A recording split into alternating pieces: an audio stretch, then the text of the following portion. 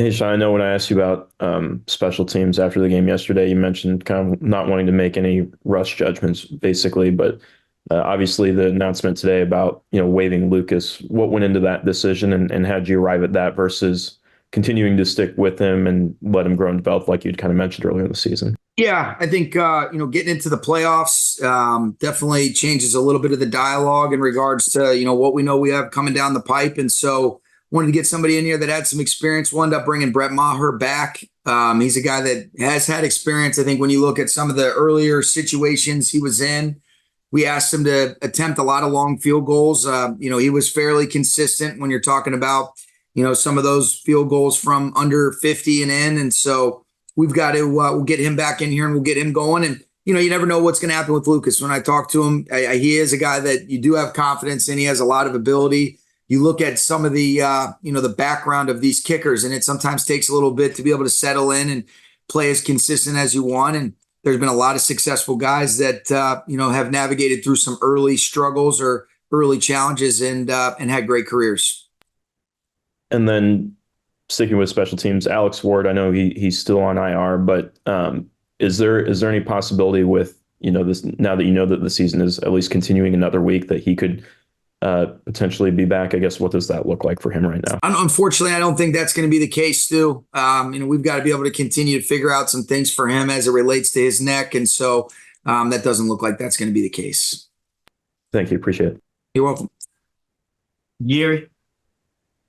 Oh, hey, Sean. So, I guess you touched on it, but what did you look at anyone else besides Brett Maher, or how did you arrive at bringing him back?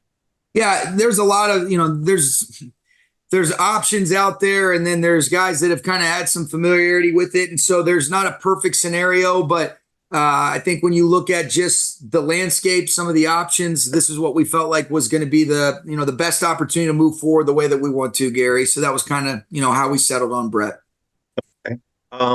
Going against the 49ers, you guys are in a position where you're still playing for a seed, but any thought at all of not playing your starters in this game or approaching it in a different way as you get ready for the playoffs?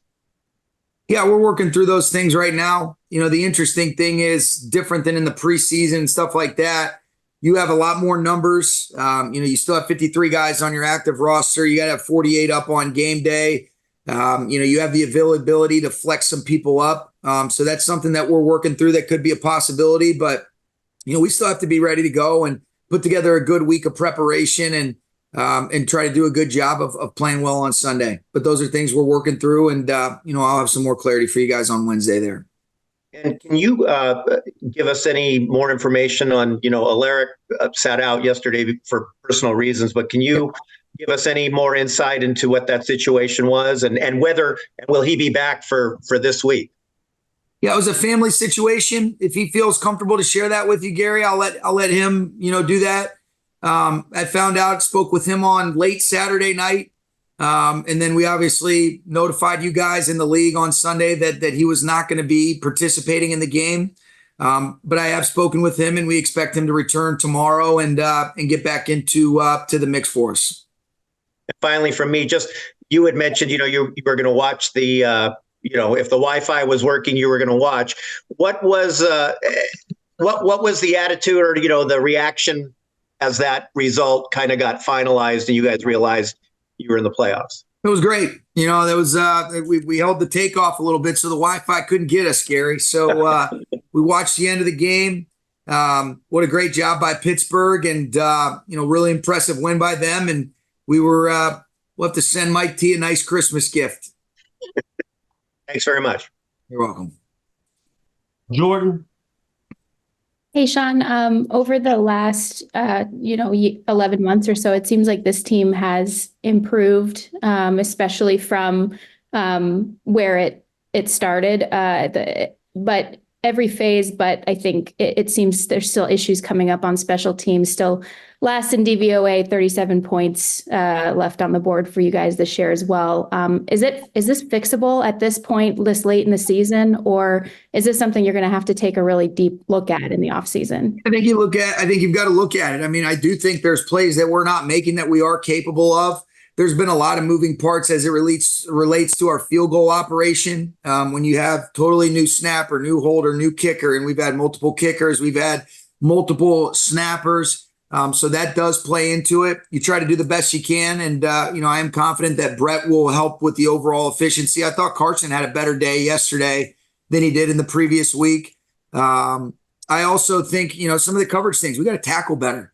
But we need to play better. We're capable of doing that. I've seen moments that it can be better, but we've got to play better, especially in those crunch time moments. That's going to be a huge point of emphasis. And, I think as you look at it, when you continue to build teams and there's different things, you feel some of those, things where guys can play better. And I think it shows in that phase a little bit, but we're going to continue to pour into these guys. I do have confidence in a handful of those guys that are out there. And some of the plays that we didn't make yesterday are ones that we have to be able to make if we want to be able to move forward in these playoff games. We can't make those mistakes.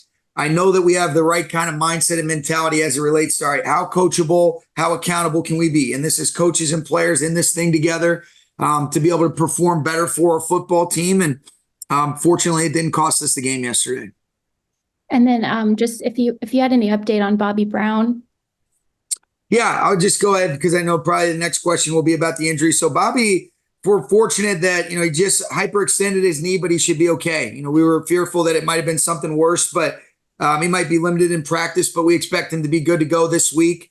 The guys, Joe Noteboom, he ended up getting his right heel, but he pushed through it. This guy has pushed through so many different things this year. He started at multiple spots, and he battled. He'll be Joe Noteboom with his foot. So he ended up hurting his right heel. It's kind of a plantar fascia, but he's a tough guy, man. He ended up aggravating that thing really early in the game and continued to push through.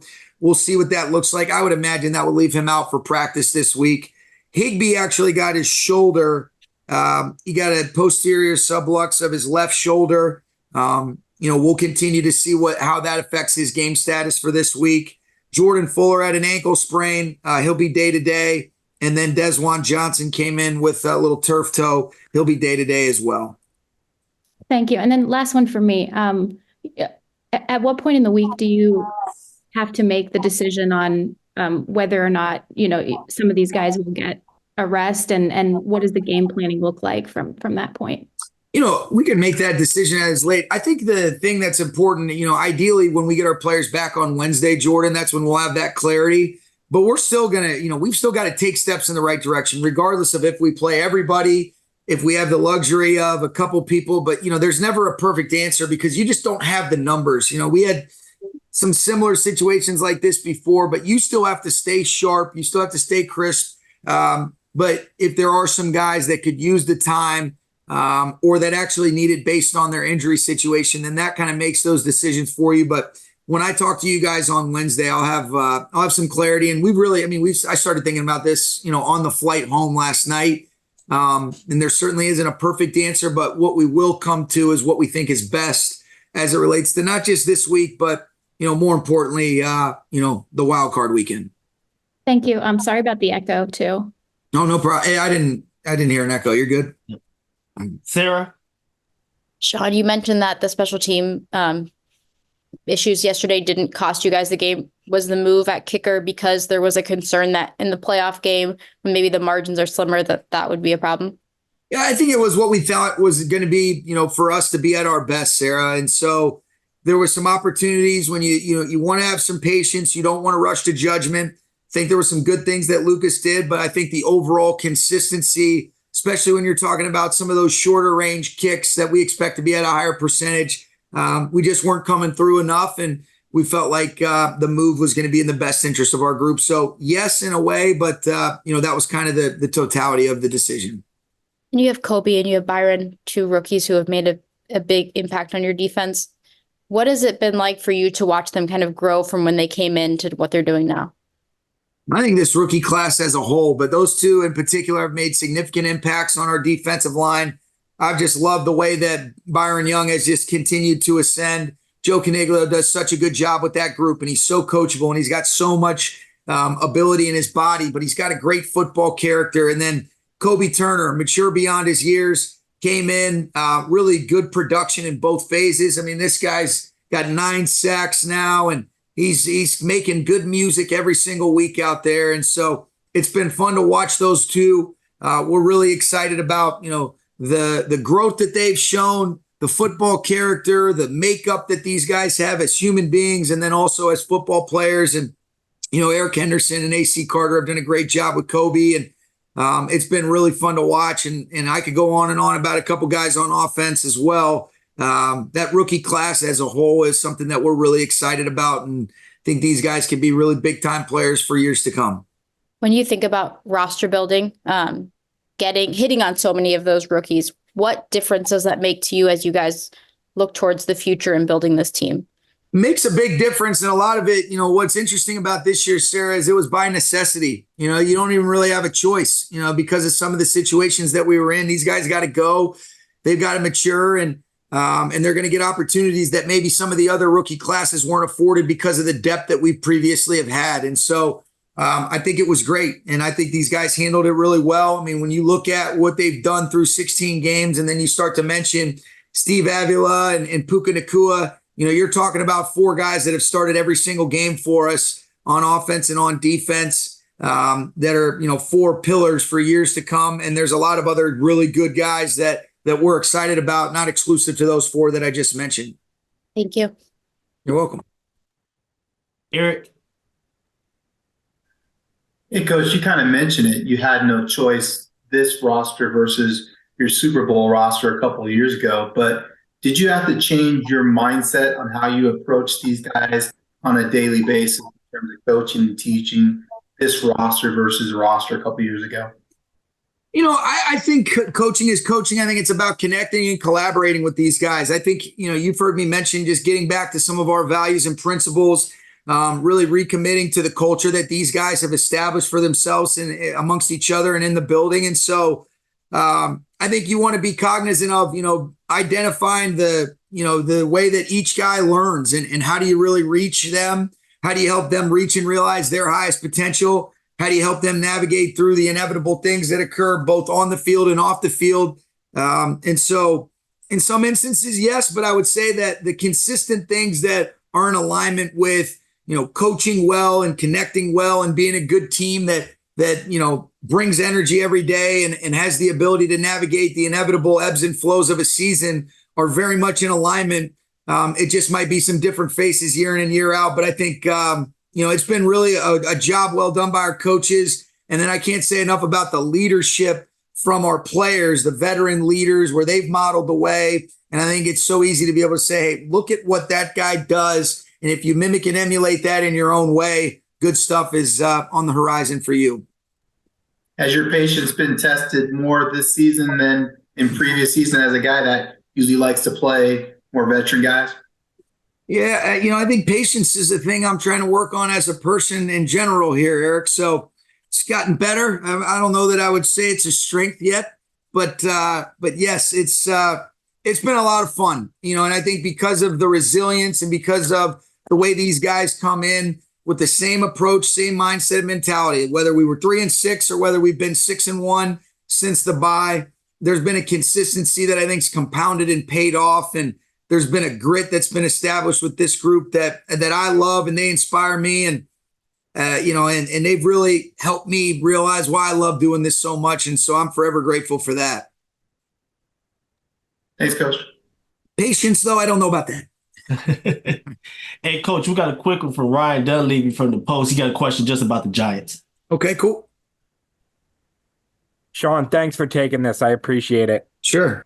I just wanted an opponent's view on if you thought the Giants were more aggressive. It's a 2-part question. If you thought the Giants were more aggressive yesterday down the field with Tyrod than they were in other games where you saw them on film, and as an offensive-minded coach, is aggressiveness down the field related to your quarterback when you've had seasons where you have multiple quarterbacks? Is that quarterback specific more than coach or scheme or play caller specific? Yeah, I think it's all encompassing. I thought Tyrod, I thought they had some really good designs. I thought Coach Dable did a really good job. And then I thought there were some really good examples of Tyrod being able to buy some time, escape the rush, and give chances for things to develop off schedule, where you're enabling some chances for some explosives. So I think it's all encompassing to that.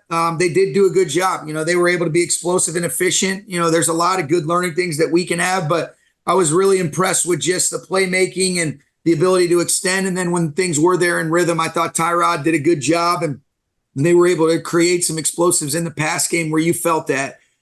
So yes to kind of everything. And I thought it was, a combination of coaching scheme and then obviously the players bringing it to life, which is what always is the case.